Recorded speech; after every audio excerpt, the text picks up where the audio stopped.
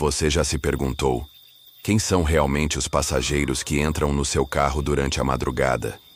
Aquelas pessoas silenciosas, que falam pouco, que deixam um frio estranho no ar, que às vezes você tem certeza de que saíram do carro, mas o cheiro delas permanece por horas? E se eu te disser que nem todos os passageiros que você transporta ainda estão vivos? Esta é a história de Diego Santos, motorista de aplicativo de 31 anos que descobriu que alguns passageiros nunca chegam ao destino, porque eles já estão exatamente onde precisam estar, no limbo entre a vida e a morte, usando aplicativos de transporte para tentar encontrar o caminho de volta, ou para se despedir de quem ficou. Se você é motorista de aplicativo, se você trabalha de madrugada, se você já sentiu presenças estranhas no banco de trás, prepare-se. Porque depois desta história, talvez você olhe pelo retrovisor com muito mais cuidado. Diego Santos, 31 anos, morador de São Miguel Paulista, zona leste de São Paulo. Casado, pai de 2 filhos pequenos. Desempregado, há 8 meses após o fechamento da fábrica onde trabalhava. Como milhões de brasileiros, encontrou nos aplicativos de transporte sua única forma de sustentar a família.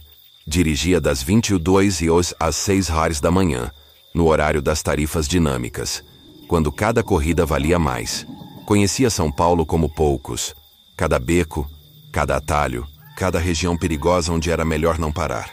Tinha um Corolla 2012, bem conservado, que havia comprado com o FGTS e que agora era sua única fonte de renda. Diego era um cara tranquilo, religioso, que sempre tratava os passageiros com educação. Não fazia perguntas pessoais, não se metia na vida de ninguém, apenas dirigia. Mas naquela segunda-feira de dezembro de 2024, algo mudou. Os aplicativos começaram a oferecer corridas estranhas. Passageiros que apareciam do nada, destinos que pareciam familiares demais e conversas que o deixavam com arrepios. Diego achou que fosse apenas coincidência, cansaço da rotina, estresse da situação financeira. Mas algumas coincidências não são coincidências, são sinais. E quando você ignora os sinais, eles se tornam cada vez mais impossíveis de ignorar.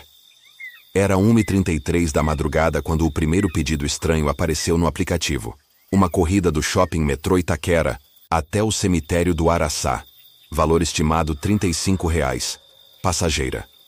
Maria S. Diego franziu a testa. Quem vai para um cemitério a 1h30 da manhã? Mas a corrida pagava bem. E ele precisava bater a meta da noite. Dirigiu até o shopping, que estava fechado. Apenas a praça de alimentação 24 horas funcionava. Do lado de fora, próximo à entrada principal, estava uma mulher de uns 50 anos, cabelos grisalhos presos em um coque simples, vestindo um casaco preto, segurando uma pequena mala de viagem. Ela acenou quando viu o carro de Diego. Boa noite, disse ela ao entrar no banco de trás. Obrigada por aceitar a corrida. A voz era suave, melancólica. Diego notou que ela tremia ligeiramente, como se estivesse com frio, apesar da noite estar quente. Sem problemas. Cemitério do Araçá, correto? Sim, por favor. Ela suspirou fundo. Finalmente vou poder descansar.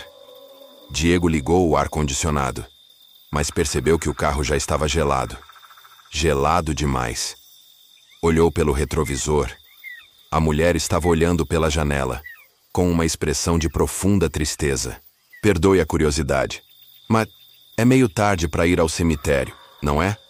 A mulher sorriu, mas foi um sorriso sem alegria. Para mim, nunca é tarde. Eu deveria ter ido há muito tempo. Durante o trajeto, ela contou sua história. Havia perdido o filho em um acidente de moto, há 3 anos. Desde então, vivia em depressão profunda. Não conseguia trabalhar. Não conseguia sair de casa. Hoje, finalmente, tinha tomado uma decisão. Vou me encontrar com ele, disse ela, apertando a mala contra o peito. Ele deve estar me esperando. Diego sentiu um frio na barriga. Aquela não era uma conversa normal. Aquela era uma despedida. Uma despedida final. Olha, Dona Maria, eu não sei se é uma boa ideia. A senhora quer que eu ligue para alguém? Para um filho? Uma filha? Não tenho mais ninguém. Ela respondeu. Só tinha ele. Chegaram ao cemitério às 2h15. Diego estacionou em frente ao portão principal, que estava fechado. Grades altas, correntes, cadeados. Como ela pretendia entrar? Chegamos, disse Diego. Mas o cemitério está fechado. A mulher sorriu, novamente. Não para mim. Ela abriu a porta, saiu do carro e caminhou em direção ao portão. Diego a observou pelo retrovisor, esperando que ela percebesse que não conseguiria entrar. Mas a mulher simplesmente atravessou o portão, como se fosse feita de ar. Diego piscou os olhos, balançou a cabeça, olhou novamente. A mulher havia desaparecido, completamente, como se nunca tivesse existido. Saiu do carro, tocou no portão. Estava trancado, sólido, impossível de atravessar. Mas no chão, do outro lado das grades, estava a pequena mala que ela carregava. Diego correu de volta para o carro, com as mãos tremendo. Verificou o aplicativo. A corrida havia sido finalizada automaticamente. Pagamento confirmado. R$ 35 na conta. Mas quando tentou ver o perfil da passageira, Maria S. havia desaparecido do sistema. Pesquisou no Google. Maria Silva, acidente moto São Paulo. Encontrou uma notícia de 3 anos atrás. Mãe se suicida 3 anos após morte do filho. Maria Silva, 47, foi encontrada morta no cemitério do Araçá, onde estava sepultado seu filho. Vítima de acidente de moto. Segundo a polícia, ela havia tomado uma overdose de medicamentos. A foto da notícia era exatamente a mulher que ele havia transportado. Na noite seguinte, Diego quase não saiu para trabalhar. Quase. Mas as contas não paravam de chegar. E ele precisava do dinheiro. Às 23h30, recebeu uma corrida da Avenida Paulista até a Marginal Pinheiros. Próximo ao KM-18, o passageiro estava esperando em frente a um edifício comercial. Homem de uns 40 anos, terno amarrotado, gravata afrouxada, carregando uma pasta executiva. Parecia ter saído de uma reunião de trabalho que não terminou. Bem, boa noite, disse o homem ao entrar no carro. Preciso ir até a Marginal Pinheiros, próximo ao KM-18. Claro, algum local específico? Você vai saber quando chegar lá, respondeu o homem, olhando fixamente para a frente. Sempre sei quando chego lá. Durante o trajeto, o homem falou sobre trabalho. Estava voltando de uma reunião importante. Uma promoção que havia esperado por anos, mas que havia perdido para um colega mais jovem. Falava com amargura, com raiva, com uma frustração que parecia corroer sua alma. Trabalhei 15 anos nesta empresa, disse ele. Sacrifiquei tudo. Família, saúde, felicidade. E para quê? Para ser descartado como lixo. Diego tentou consolar, mas o homem continuou. Sabe o que é pior? É que eu vi isso acontecer com outros. E jurei que nunca seria comigo. Mas aqui estou, descartado, inútil, um fracasso completo. Chegaram à Marginal Pinheiros, próximo ao KM-18. Era uma área com poucas luzes, um viaduto acima, e do lado direito, uma encosta íngreme que descia em direção ao rio. Aqui, disse o homem. Diego parou o carro no acostamento. Tem certeza? Não vejo nada aqui. Tem sim, o homem respondeu, abrindo a porta. Tem tudo o que eu preciso. Ele saiu do carro, caminhou alguns passos e parou bem na beira da encosta. Diego baixou o vidro. Ei, cuidado aí, é perigoso. O homem se virou, sorriu tristemente e acenou. Obrigado pela carona. Diego, você é um cara legal. Não desista dos seus sonhos. E então, ele pulou. Diego saiu do carro correndo. Chegou na beira da encosta. Olhou para baixo. Nada. Escuridão total. Não havia som. Não havia movimento, como se o homem tivesse simplesmente desaparecido no ar. Ligou para a polícia, para o resgate, para o corpo de bombeiros. Eles chegaram em 20 minutos. Desceram com cordas, procuraram por horas. Nada. Nenhum corpo, nenhum rastro, nenhuma evidência de que alguém havia pulado. Senhor, disse um policial, o senhor tem certeza de que viu alguém pular? Não há nada aqui embaixo. Diego insistiu. Mas os policiais ficaram desconfiados. Pediram documentos, fizeram perguntas sobre drogas, álcool, medicamentos. Obviamente acharam que ele estava delirando. De volta ao carro, Diego verificou o aplicativo. A corrida havia sido finalizada, pagamento confirmado, mas não havia histórico da viagem, como se nunca tivesse acontecido. Pesquisou. No Google, suicídio marginal Pinheiros Calome 18. Encontrou uma notícia de 6 meses atrás. Executivo se mata após ser demitido. Roberto Carvalho, 42. Pulou de viaduto na Marginal Pinheiros após perder emprego em multinacional. Segundo colegas, ele estava em depressão profunda após ser preterido em promoção. A foto era exatamente do homem que ele havia transportado. Diego passou o dia seguinte pesquisando, tentando encontrar uma explicação racional para o que estava acontecendo. Encontrou relatos, em fóruns obscuros, de outros motoristas que passaram por experiências similares. Passageiros fantasmas, corridas que não existiam no histórico, pessoas que desapareciam dentro do carro. Mas ele precisava trabalhar. Às 22 horas, ligou o aplicativo novamente.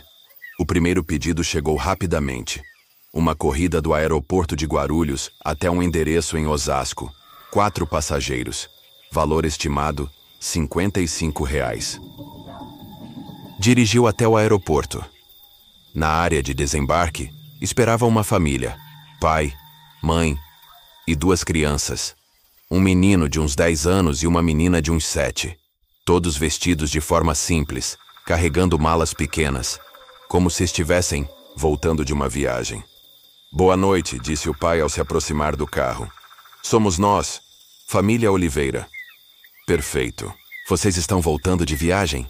Sim, respondeu a mãe, com um sorriso cansado. Fomos visitar os avós em Minas. Agora estamos voltando para casa. As crianças entraram no banco de trás, empolgadas, falando sobre a viagem, sobre os avós, sobre os primos que conheceram. O pai sentou na frente, ao lado de Diego. Desculpa, mas vocês não têm bagagem? Perguntou Diego. Deixamos tudo lá, respondeu o pai. Não precisamos de mais nada. Durante o trajeto, a família conversou animadamente. As crianças cantavam, faziam piadas, brincavam. Os pais falavam sobre planos, sobre mudanças, sobre um novo começo que os esperava. Vai ser diferente agora, disse a mãe. Vamos ficar todos juntos, para sempre. Sem mais separações, completou o pai. Sem mais tristeza. Diego achava a conversa estranha, mas famílias às vezes falavam coisas estranhas. Dirigiu tranquilamente até o endereço em Osasco, um bairro residencial. Casas simples, ruas arborizadas. É aqui, disse o pai quando chegaram. Diego parou em frente ao número indicado, mas não havia casa. Apenas um terreno vazio, com fundações antigas, tijolos espalhados, como se uma casa tivesse sido demolida recentemente. Espera, tem certeza do endereço? Perguntou Diego. Absoluta, respondeu o pai. É aqui que moramos. A família saiu do carro. As crianças correram para o terreno vazio, gritando de alegria. Chegamos em casa! Chegamos em casa! Diego saiu do carro. Ei, pessoal, não tem nada aqui, vocês têm certeza? Mas, quando se virou, a família havia desaparecido. Completamente. Como se nunca tivesse existido. Diego olhou ao redor, desesperado. Gritou pelos nomes, procurou nas casas vizinhas, bateu em portas. Nada. Ninguém havia visto uma família. Ninguém sabia de nada.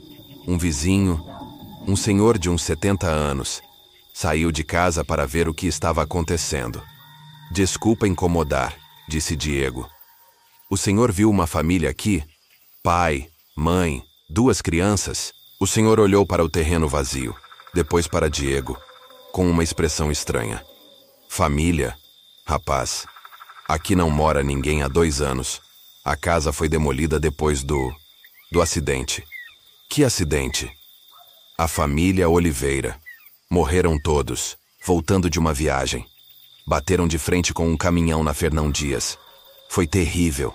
As crianças eram tão pequenas. Diego sentiu o mundo girar. Quando? Quando foi isso? 2 anos atrás, mais ou menos. Eles estavam voltando de Minas. Visitaram os avós. Era aniversário da avó. Lembro bem porque... O senhor continuou falando, mas Diego não conseguia mais ouvir. Voltou para o carro, com as pernas bambas, com o coração disparado. Verificou o aplicativo. A corrida havia sido finalizada, pagamento confirmado. Mas no histórico não havia registro de 4 passageiros. Apenas 1 passageiro transportado. Diego passou a madrugada pesquisando, obcecado por encontrar respostas. Descobriu que não era o único. Havia dezenas de relatos, centenas talvez, de motoristas que transportaram passageiros fantasmas. Encontrou um grupo no WhatsApp. Motoristas Assombrados Brasil. Mais de 500 membros, todos com histórias similares. Passageiros que desapareciam. Corridas que não existiam no histórico.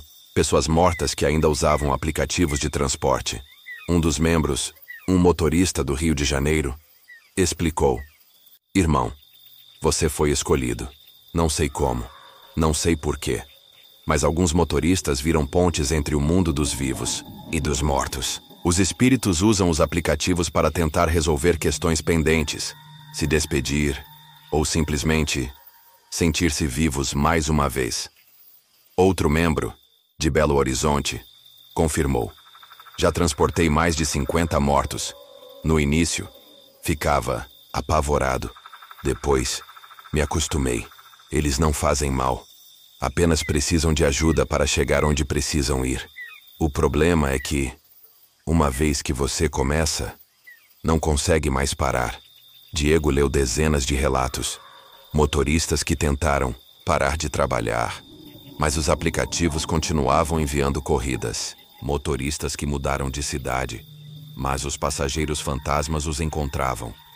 Motoristas que venderam o carro, mas compraram outro. E tudo recomeçava. É como se fôssemos marcados, escreveu um motorista de Salvador. Eles sabem quem pode vê-los, quem pode ajudá-los, e uma vez que você ajuda um, todos os outros descobrem. Diego olhou para o seu carro, estacionado na garagem. Tinha certeza de que, se ligasse o aplicativo, haveria outra corrida esperando. Outro passageiro morto, com outro destino impossível. Outra história para contar. E o pior é que ele sabia que não conseguiria recusar. Não por causa do dinheiro, mas porque, de alguma forma estranha, ele estava ajudando. Estava dando uma última chance para pessoas que não tiveram a oportunidade de se despedir adequadamente. Na sexta-feira, Diego decidiu fazer apenas uma última corrida. Apenas uma. Para se despedir. Às 23h50, ligou o aplicativo. E imediatamente apareceu um pedido. Uma corrida do centro da cidade até o bairro onde ele morava. São Miguel Paulista. Passageiro. D. Santos. Diego sentiu um frio na espinha. D. Santos. Diego Santos. Era ele mesmo. Dirigiu até o centro. Mas não havia ninguém esperando. Apenas uma rua vazia, iluminada por postes antigos, silenciosa como um cemitério. Diego esperou. 5 minutos. 10 minutos. Nada. Foi então que percebeu o reflexo no espelho retrovisor. Havia alguém no banco de trás. Alguém que parecia exatamente com ele, mas mais velho, mais cansado, usando as mesmas roupas que ele estava usando, mas manchadas de sangue. Oi, Diego. disse o passageiro, com a voz dele, mas mais rouca, mais distante. Diego não conseguiu se virar, não conseguiu se mover, apenas olhava pelo retrovisor, para aquela versão de si mesmo, que obviamente estava morta. Você está se perguntando como? Não. Continuou o passageiro. Acidente. Próxima semana. Carro bateu na traseira do seu. Você perdeu o controle. Capotou 3 vezes. Morreu na hora. Isso não é real, Diego murmurou. Não? Então como eu estou aqui? Como eu sei que você vai parar de trabalhar na segunda-feira? Como eu sei que você vai tentar vender o carro, mas não vai conseguir? Porque já é tarde demais? O passageiro se inclinou para a frente, até Diego poder sentir a respiração fria no seu pescoço. Nós somos uma família agora, Diego. Uma família de motoristas que nunca para de trabalhar. E você vai ser o próximo a ajudar os outros, depois que eu ocupar o seu lugar. Diego pisou no acelerador. Dirigiu como nunca havia dirigido, mas por mais que corresse, o passageiro continuava lá, falando, rindo, contando detalhes sobre o acidente que ainda ia acontecer. Diego nunca mais foi o mesmo depois daquela noite. Tentou parar de trabalhar, mas os aplicativos continuavam enviando corridas. Tentou vender o carro, mas sempre aparecia um problema na última hora. Tentou se mudar, mas os passageiros fantasmas o encontravam em qualquer lugar. Hoje, 6 meses depois, Diego ainda dirige pelas madrugadas de São Paulo. Mas agora, ele não é mais apenas um motorista. Ele é um guia, um condutor entre mundos, ajudando os mortos a encontrar seu caminho final. E se você é motorista de aplicativo, se você trabalha de madrugada, se você já sentiu presenças estranhas no seu carro, talvez você também tenha sido escolhido, porque do outro lado, sempre há alguém que precisa de uma última corrida, uma última chance de chegar em casa, de se despedir, ou de aceitar que já é hora de partir. Esta foi a história de Diego Santos, o motorista que descobriu que alguns passageiros nunca realmente descem do carro. Uma história que permanece sem explicação, arquivada como casos de estresse e cansaço, mas que talvez seja apenas o início de uma nova profissão. Na próxima vez que você chamar um carro pelo aplicativo, olhe bem para o motorista. Observe se ele parece cansado demais, se tem olheiras muito fundas, se olha constantemente pelo retrovisor. Porque talvez ele não esteja dirigindo apenas para você. Se você chegou até aqui, curta o vídeo, inscreva-se no canal e ative o sininho para mais histórias que vão fazer você questionar quem realmente está dirigindo o seu carro. E lembre-se, nem toda corrida tem fim. Boa viagem, se conseguir chegar ao destino.